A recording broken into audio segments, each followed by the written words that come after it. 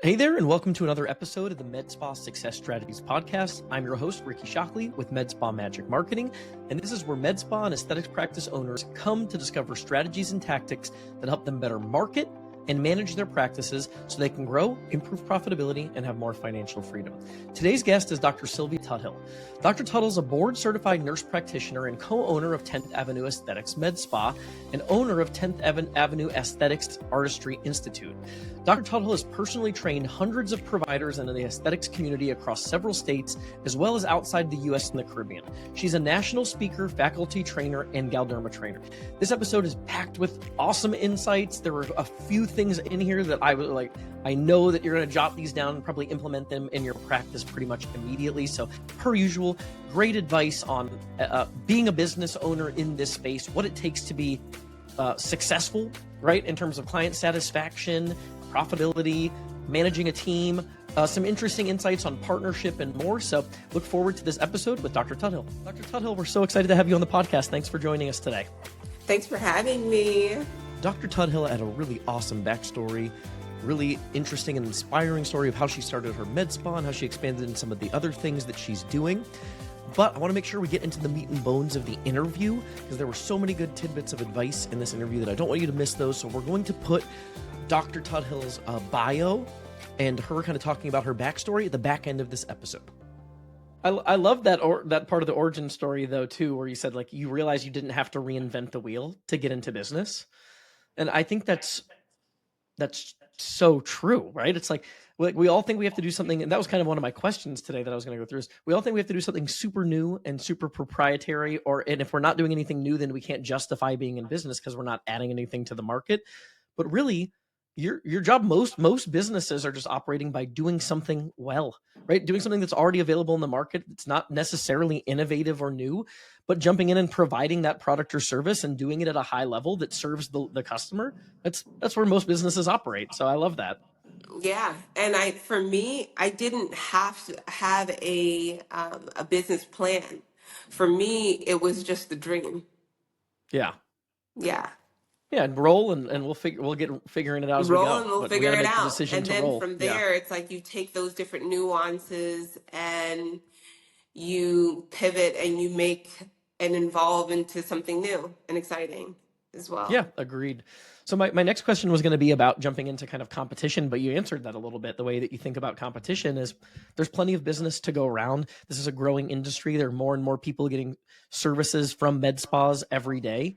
And you have more of a collaborative approach of, hey, I'm here to serve my clients and I want the industry to be better and the people around me to do a good job. And I think there's something to that in terms of how it benefits each and every business too, right? If you're in it for the betterment of the industry to make sure that there are more people doing quality work and that you're sharing your advice and your insights, then the result and the byproduct of that is that more med spa consumers have a positive view of the industry and the service providers. So, we face that in marketing, right? Like it's hard. Sometimes I talk to people and they've worked with 7 marketing people before and they have never been happy. And that's a stain, right? And you're dealing with a stain that's on the industry. So I love that you have that mentality. So getting into it, and I know we talked about this, Dr. Tuthill, before, but I'd just like to touch on a lot of areas with someone like you, because I think you have a lot to share and everybody has things to share at different stages of business. But just in terms of management, marketing, pricing, all these things, hearing different perspectives, I think is so interesting. So the other thing I was going to jump into here next was your service list and how you decide on your service list for your med spa.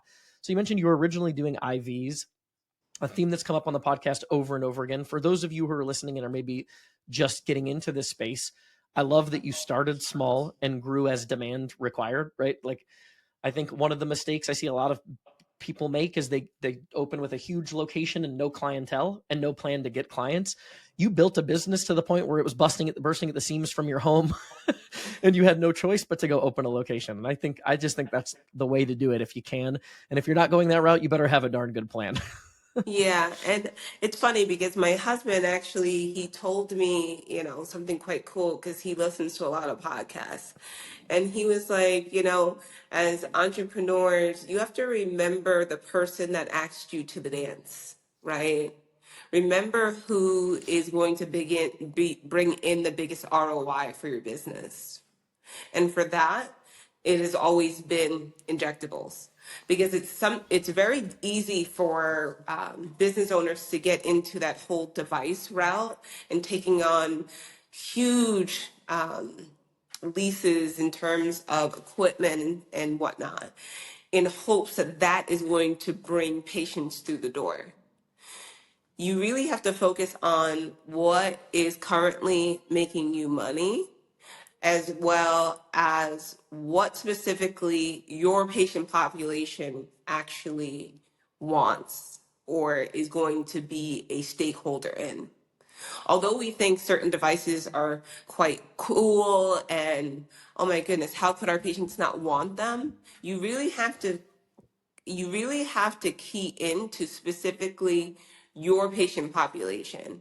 And that can depend on locate from location to location. So for example, our patients in East Northport are quite different than the patient demographic that's in Iceland.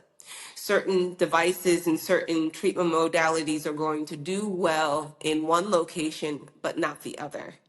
So it's important to really key into those nuances prior to bringing on a whole bunch of different services, as well as a lot of debt that comes along with Yeah, different treatment modalities.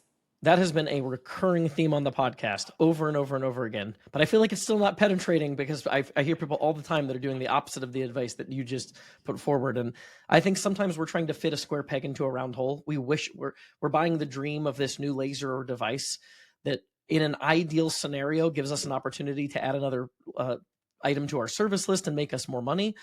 But so often, not all the time, there are plenty of businesses that are successful with device sales, but just way too often there are these device manufacturers are selling a bill of goods. They're giving you idealized projections, and then their providers are getting over leveraged with debt with a product they struggle to sell. Like you said, the injectables, at least right now, as we're talking at the end of 2024, it's kind of a staple of the med spa space. It's got broad appeal. Most consumers that are med spa consumers, that's one of the first places they're spending their dollars.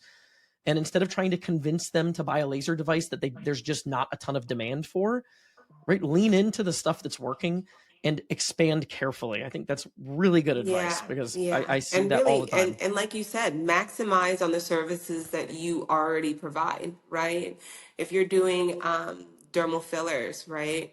Are you maximizing to the best of your ability? For example, different product lines. Biostimulators are huge, Maybe consider bringing in a company to provide advanced training on how to use those fillers or dermal fillers or botulinum toxin to the best of their ability. For example, you have Radiesse that can just be used straight, but what's huge now is biostimulators. So hyperdiluting Radiesse can really provide biostimulatory effects.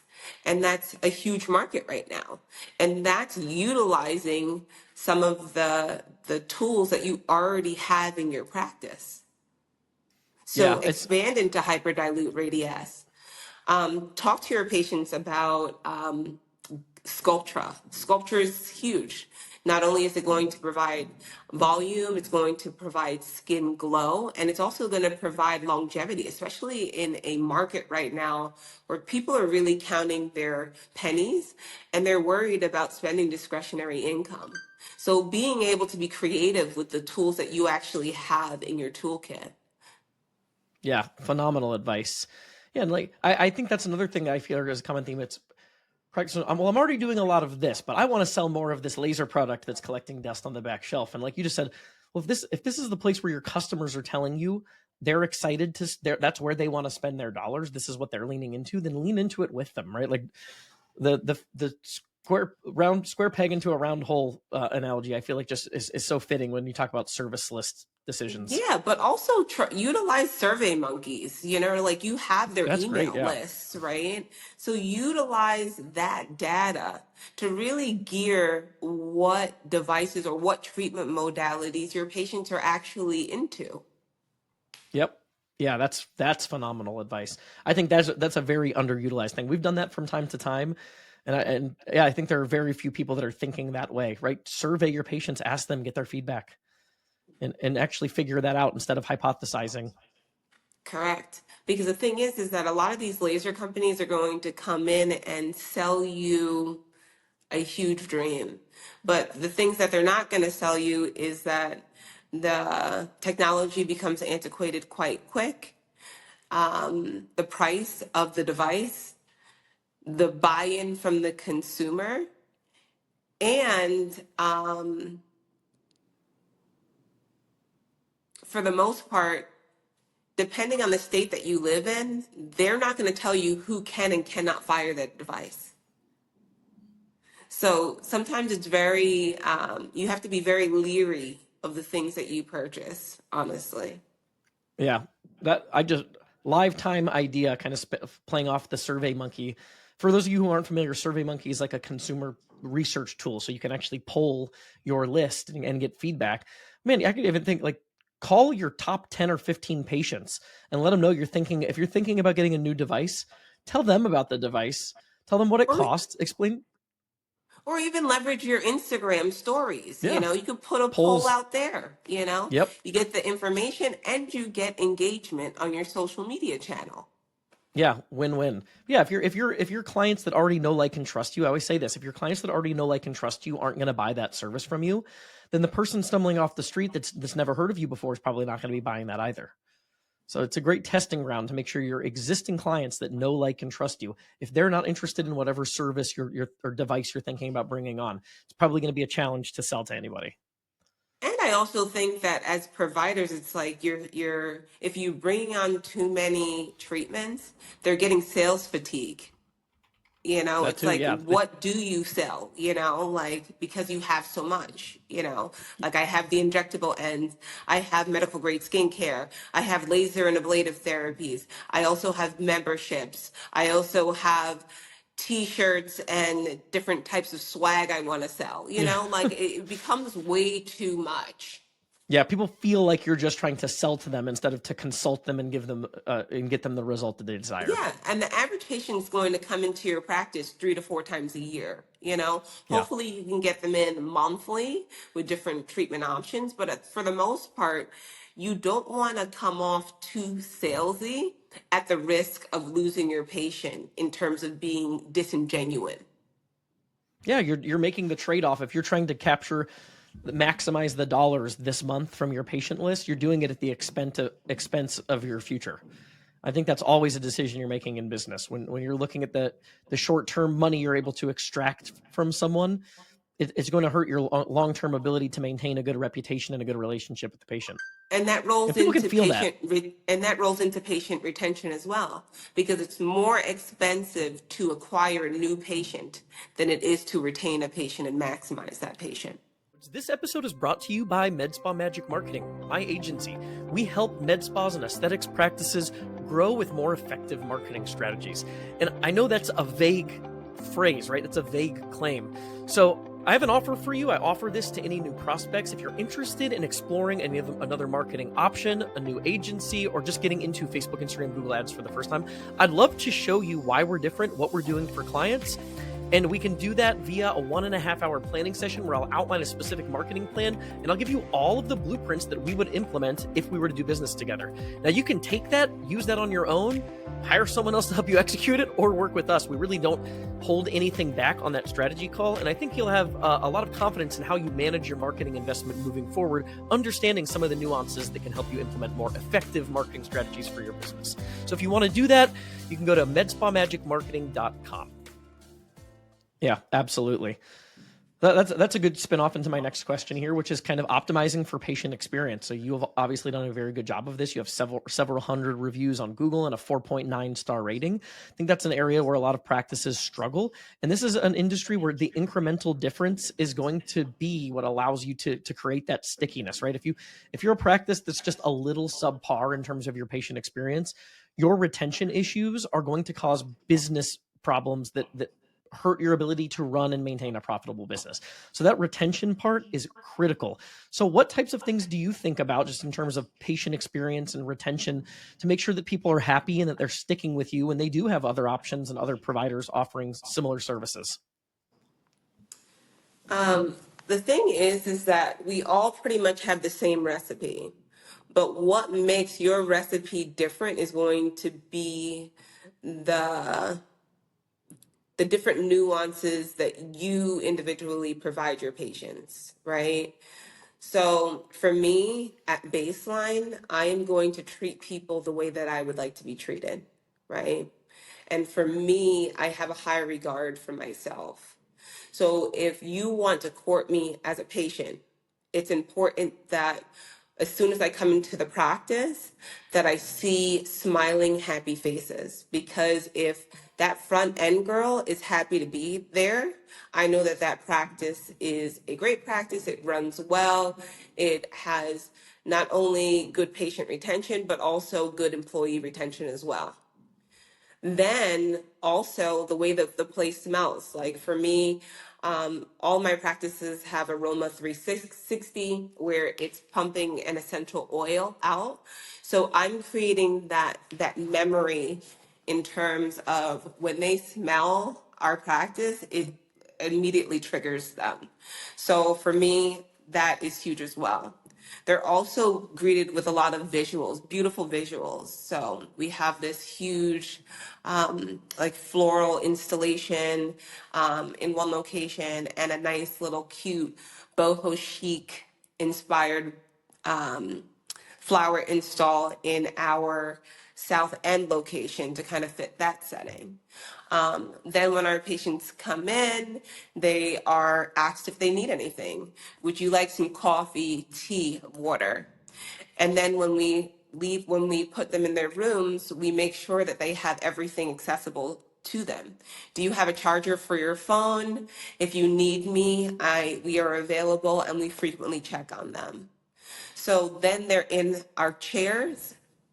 In our chairs, we are attentive to them. There was a study that talked about body language and the perception of a patient of how long you spent with them, whether you were standing or whether you were sitting talking to them at eye level.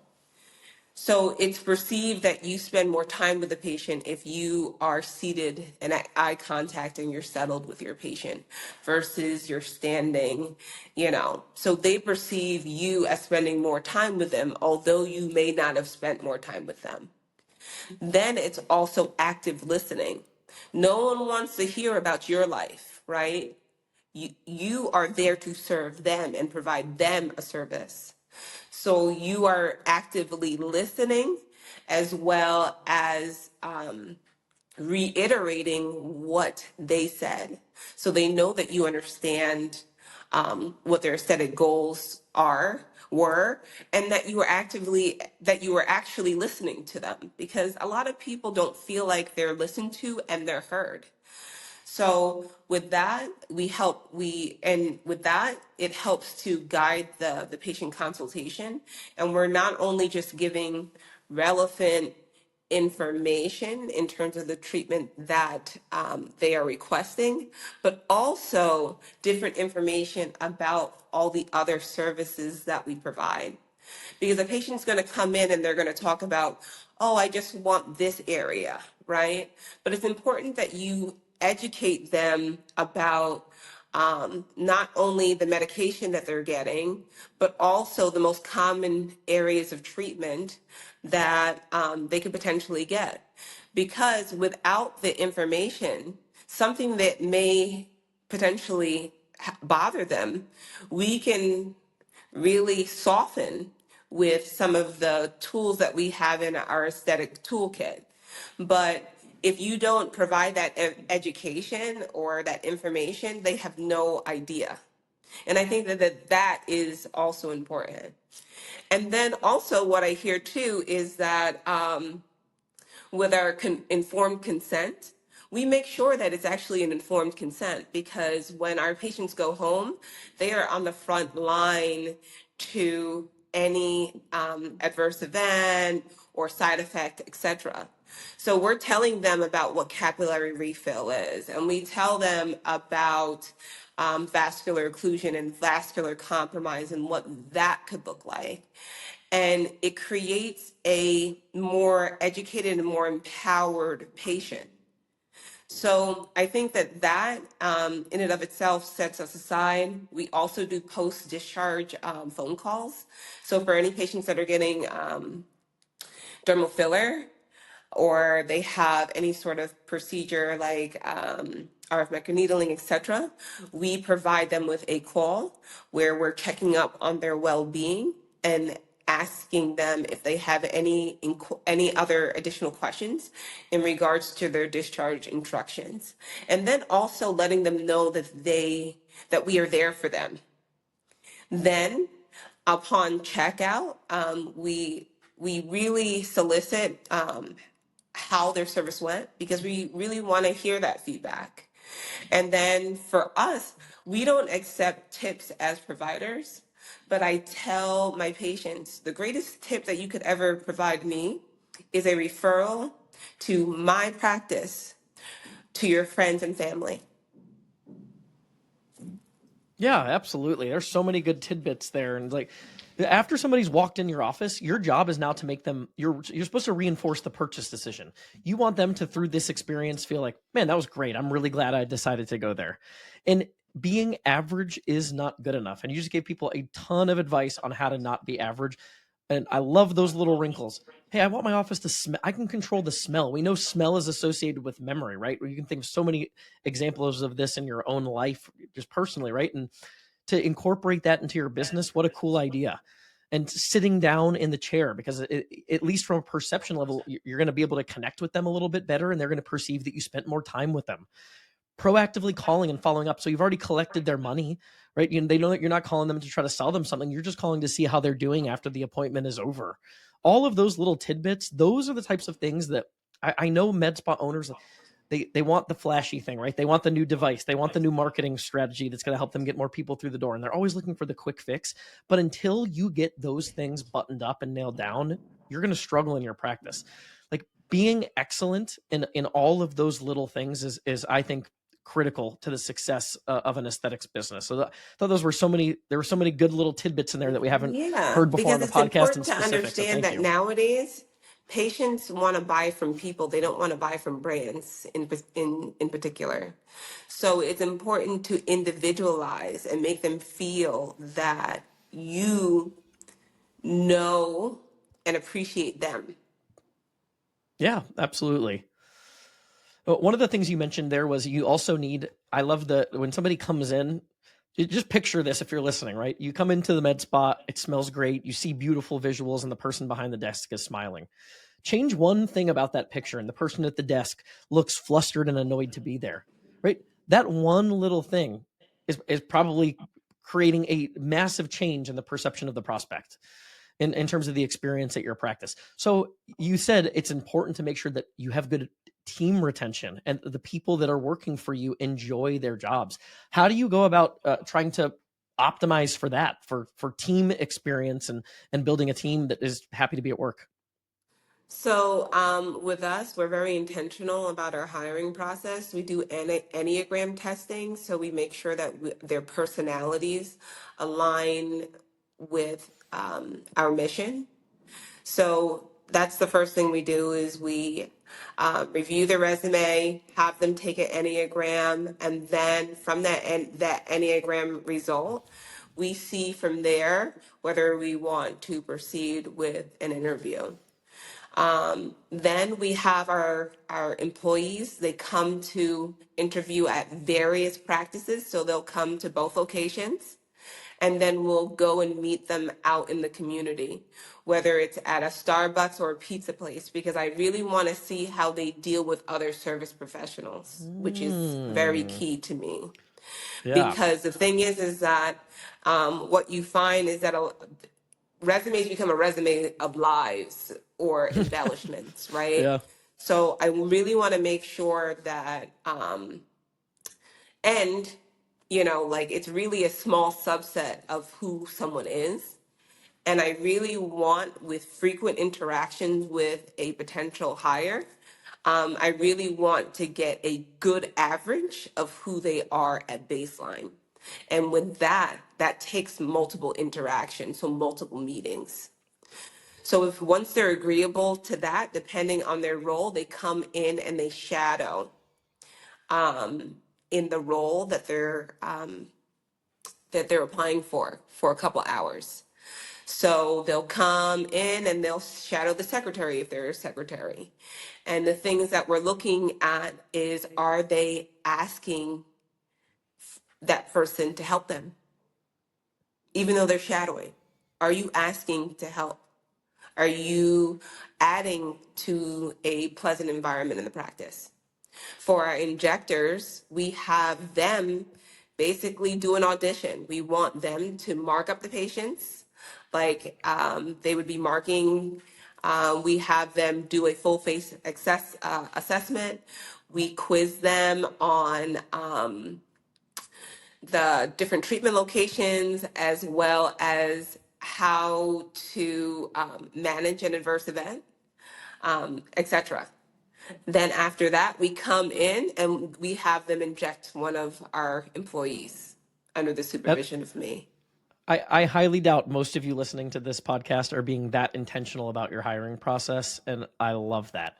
Like you are doing everything you can to maximize the chances of the person you're bringing on is a fit culturally, that they're going to be a good at the job that they're performing, and that they're going to be an asset to the business, aligning with your goals in terms of how you want your clients to be treated. I don't think there are that many people probably being that intentional about their hiring process. I thought that was an incredible series of tips for how to interview, how to screen, and then not being in the habit of just, I need help, let me pull the trigger and just hire the first person that looks adequate based on combing some resumes. Not only are you doing the interview process at an intentional level, but you're also bringing them in and shadowing, and you have certain things you're looking for to make sure that, hey, we actually think this person's going to be a good fit for the team, and we're excited to have them on board. I I'm going to take a few things even for us and apply those. I think those were great. Thanks for sharing. Yeah, because if an injector is sitting there laying on the wall because she can't keep her own body weight because she's Yeah. so exhausted, and I, as the owner, am seeing you do this, what do you think Yeah. that they're doing when you're not Yeah. in their presence? Yeah, absolutely. Yikes. And And then it's also fire fast. Don't let yep. cancer linger around and metastasize to all the other areas of your brand. Yeah.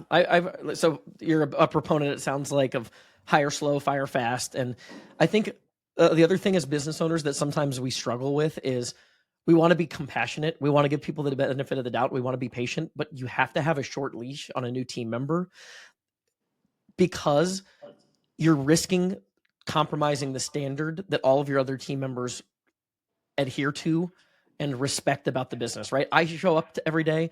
I do my job. I'm excited to be here. And I know that Dr. Tuthill, she respects me and she takes care of me because I show up.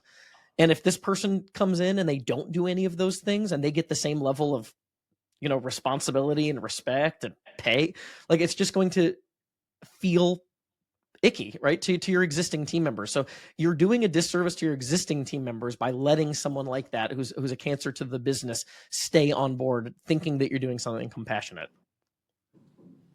Yeah. And a lot of these nuances is because I've been there and done that. Yeah. So each time you get burned, hopefully you learn from it and you reset in a way that's more intentional, intuitive for your future. Yeah. So I feel like that is, super important.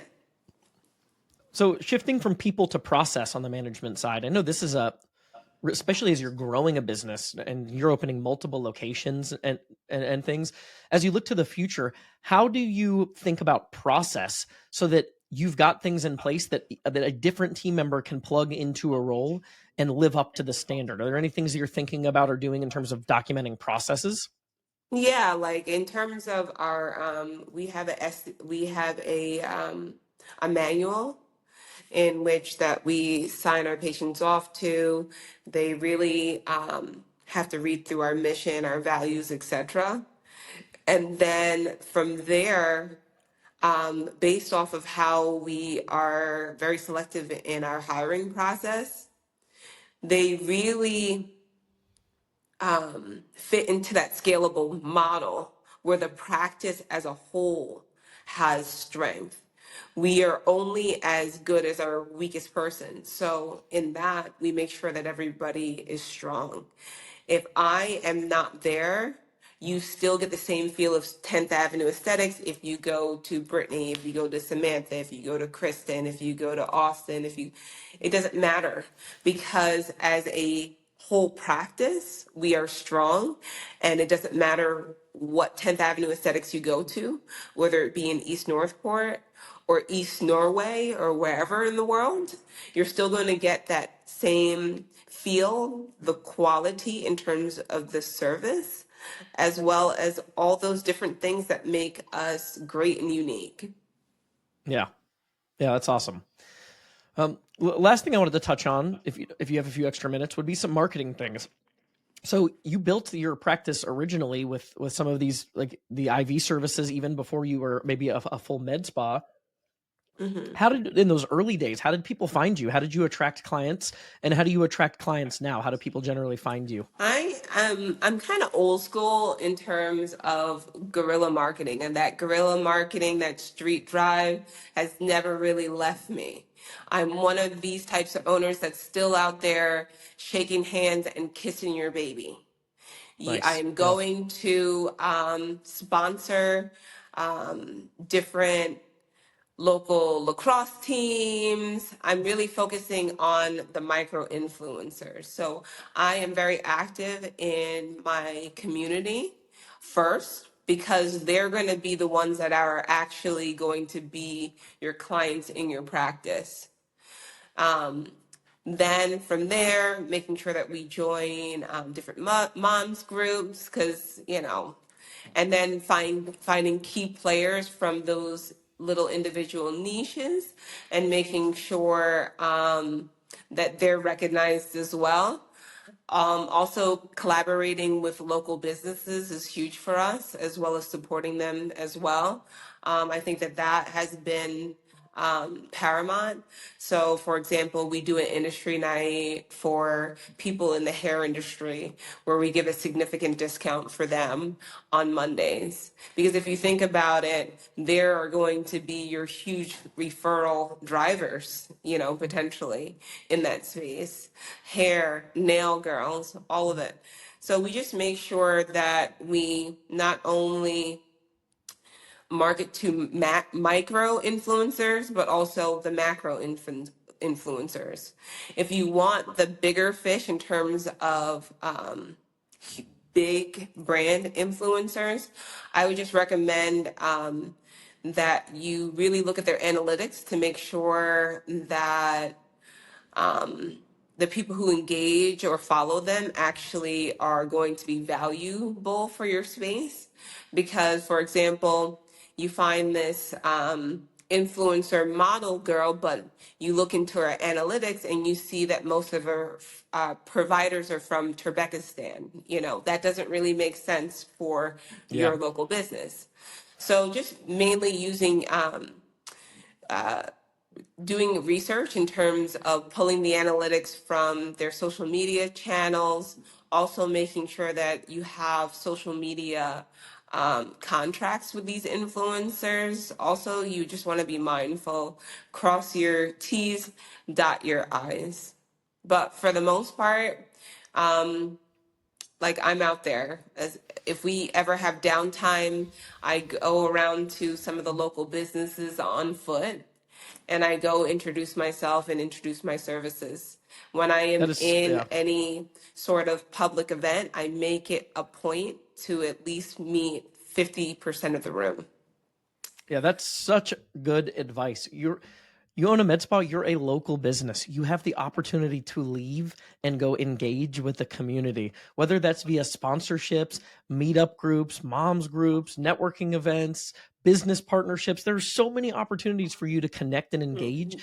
I think Y- everybody wants the easy way out. They want what we do. They just want to be able to like push a button and let an ad go out Yeah, and business roll it's in. instant gratification. And I think Yeah. that what people have to be also mindful of is just because you went out there and you engaged a whole bunch of people that just because they didn't come back to you the next day and book with you doesn't mean anything. It takes 6 to 9 months. I say 6 to 9 months for a referral to actually hit.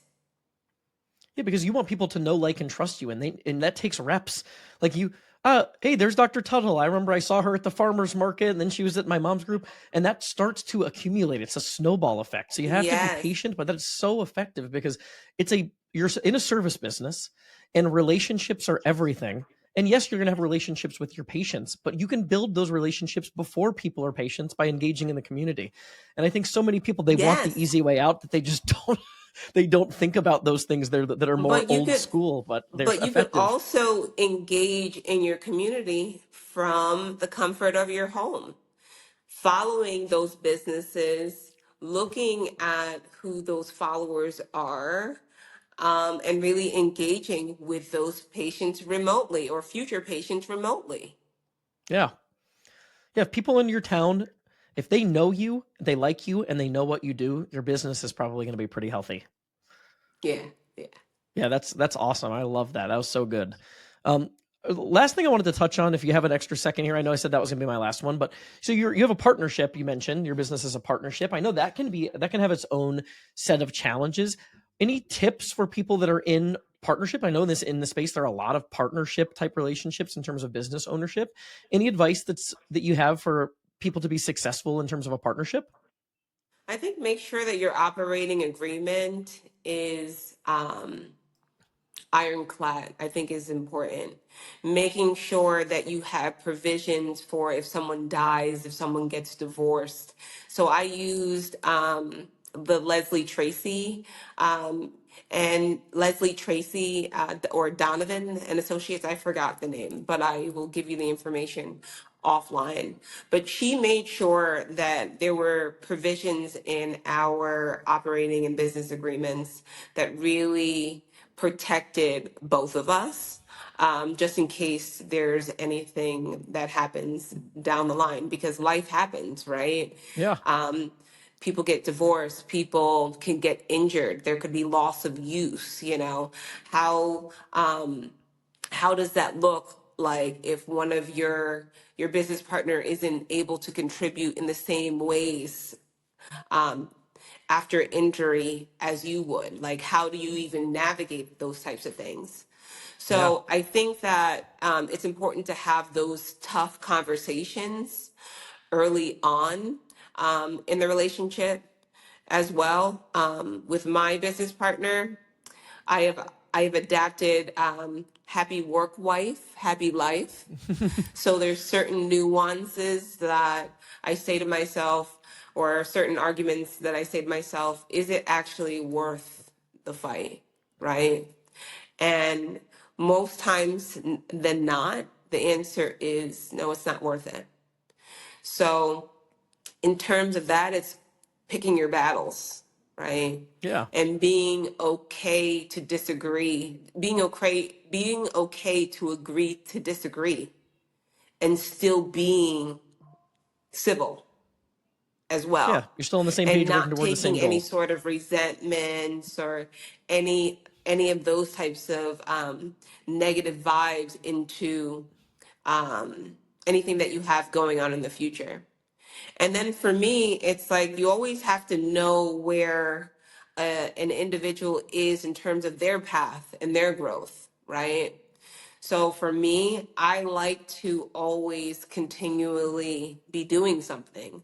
So that's why, as an individual, I started my 10th I started 10th Avenue Aesthetics Artistry and Institute because teaching is my passion.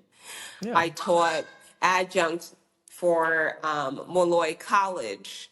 I would teach nursing students. I would be the first person that would teach new nurses on the unit. So that just always aligned with me, you know. So knowing where to kind of feed your energy and understand where people are in their journey, and if they can't go with you through that, sometimes you have to progress in other ways without them, and that being okay. Yeah. Yeah, that's amazing. Dr. Tuthill, thank you so much. There are so many great insights and tidbits. My brain is always thinking in the shorts that we make for the podcast, and there were so many good little tidbits and segments in there. So I really appreciate you coming on. Can you tell people where they can find out some more about you and what you're up to? All right, so you can follow me on Instagram. I am the Aesthetics Injectress. You can also find me on YouTube underneath that same handle. But if you just type in my name, Silvia Tuthill, I'm going to pop up on YouTube as well. You could also follow for more training information or continuing education credit courses. You can follow me at you can go to my website at 10th Avenue Aesthetics Artistry and Institute.com. You can follow me on my social at 10th Avenue Aesthetics Artistry on Instagram. And you can follow my other practices that I have, 10th Avenue Aesthetics, as well as Conde Aesthetics and Wellness, which is my newest venture in Antigua. Yeah, awesome. And we will make sure for those of you listening, all of those will be in the show notes, regardless of the streaming platform or if you're watching on YouTube. Dr. Tuthill, thank you so much. We hope to do it again. Yay!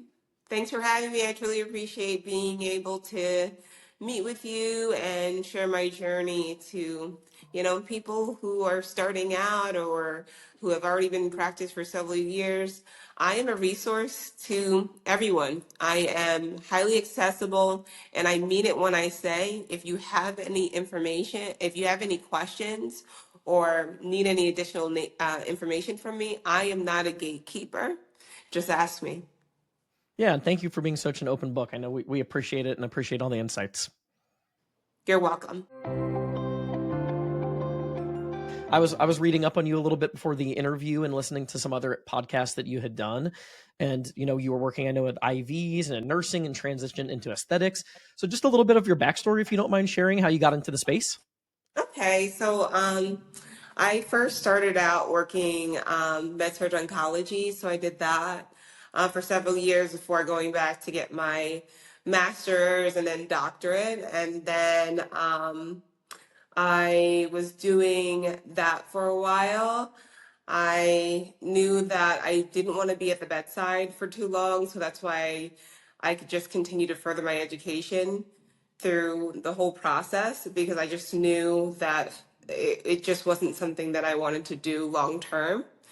Um, my business partner and I, we always romanticize about having a med spa, but we never actually could just fathom it to some degree because my business partner and I, Stephanie, we met on the med-surg oncology unit, and we would always discuss just the aging process and getting older and wanting to look and feel good throughout it.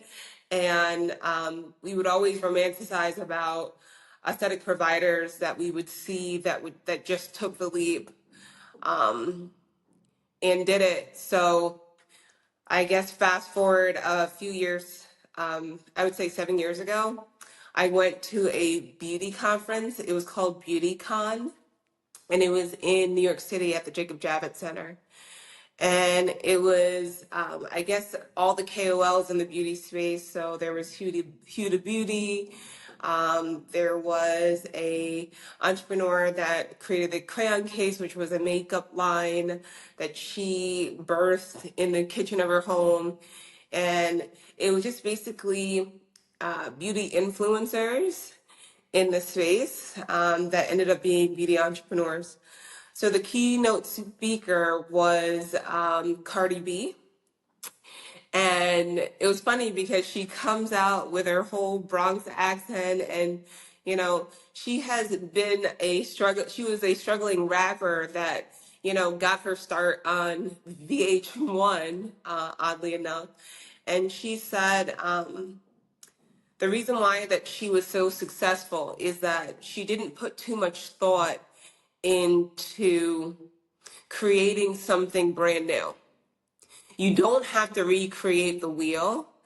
Uh, Things don't have to be proprietary to you for you to just bite the bullet and just start a business.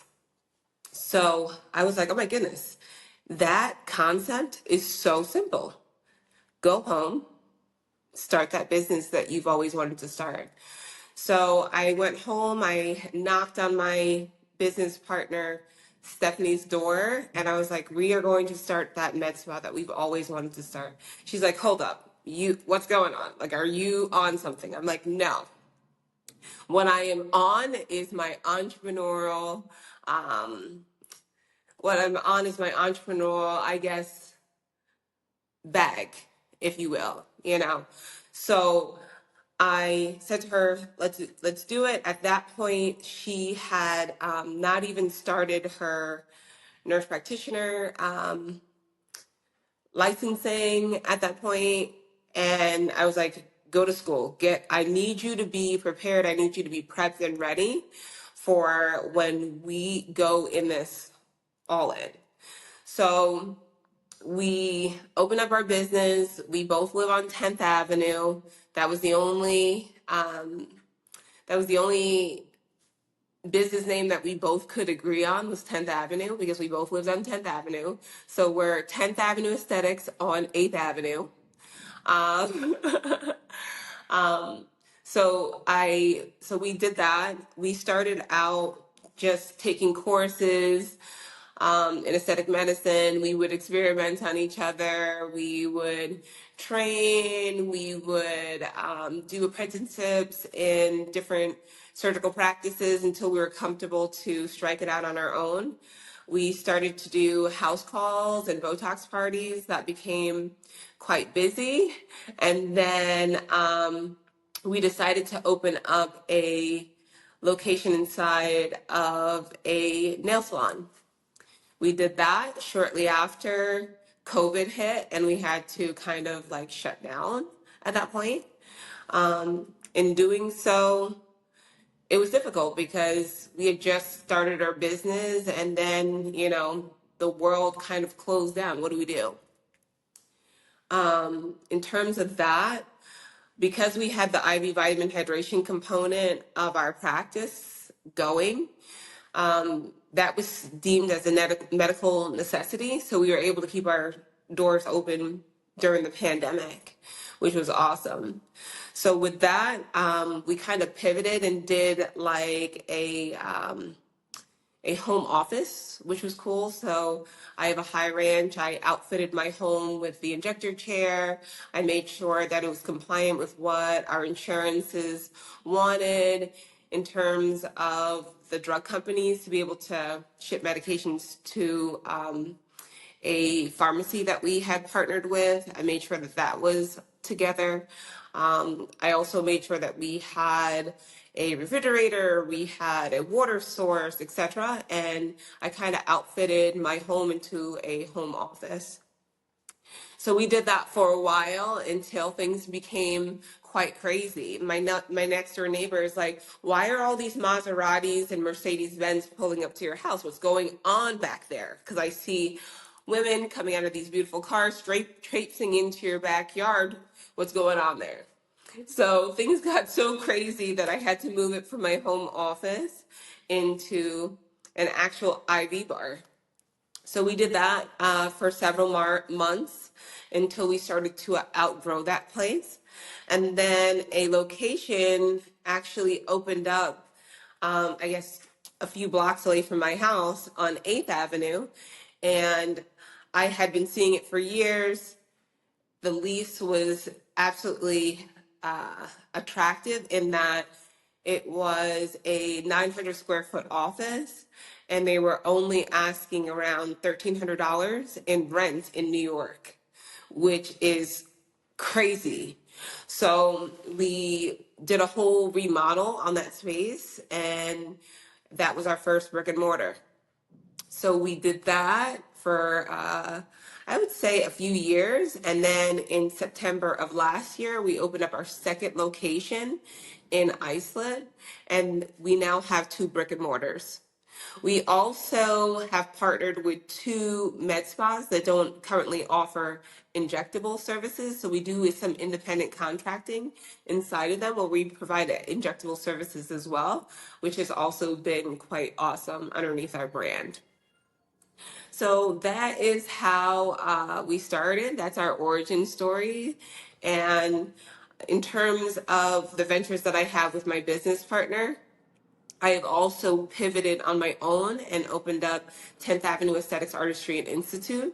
And that is a company in which I provide a continuing medical education course entitled Botulinum Toxin Dermal Filler. It's like an intro course where I do that.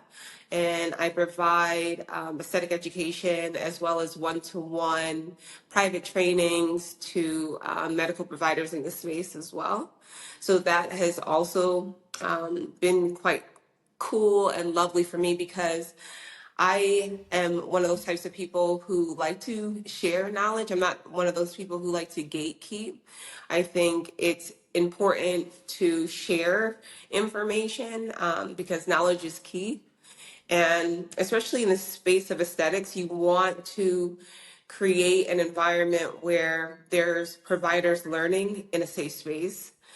And I didn't have that when we were first starting this business. Aesthetic medicine is something that is newer and continues to grow. And especially on Long Island, people get very intimidated in terms of understanding that there's enough in this space to go around for everyone. You know, I don't really view competitors as competitors. I really just view them as colleagues in a space where there's enough for everyone. So that was kind of the message that, or that was kind of, I would say my mission in starting 10th Avenue Aesthetics Artistry was to provide aesthetic medicine education in a space where it was limited. And I'm happy to do that, especially in a place where where we didn't have that on the island. So a lot of the training that I had to go to different cities. For example, I would go to LA, I would go to Vegas, I would go all over the world for different trainings because I felt that trainings and trainers weren't readily available and weren't willing to share their knowledge to potential future competitors. So I'm happy to do that on Long Island. Although people think that I'm silly for doing it, I don't care. I feel empowered to do it, so I do it. Then I recently opened up a med spa. I'm actually in there right now in Antigua, so the West Indies, so the Caribbean. So I opened up Conde Aesthetics and Wellness that is in the village of All Saints, Antigua. So I do that quarterly in the Caribbean. So having to navigate aesthetic medicine in a totally new taboo space where aesthetic medicine, plastic surgery is something that isn't readily accessible in the Caribbean and is still kind of considered taboo is quite crazy. And I am here navigating that in a new space as well. So the journey has been crazy. Yeah, that's interesting. Exciting. Cool. I'm happy to do it. And yeah, that's a little bit about me. Thanks everyone for tuning in. This podcast is a production of Med Spa Magic Marketing. If your med spa or aesthetic practice is in need of digital marketing services, help with advertising on Facebook, Instagram, Google, lead generation, and booking more appointments, please visit medspamagicmarketing.com.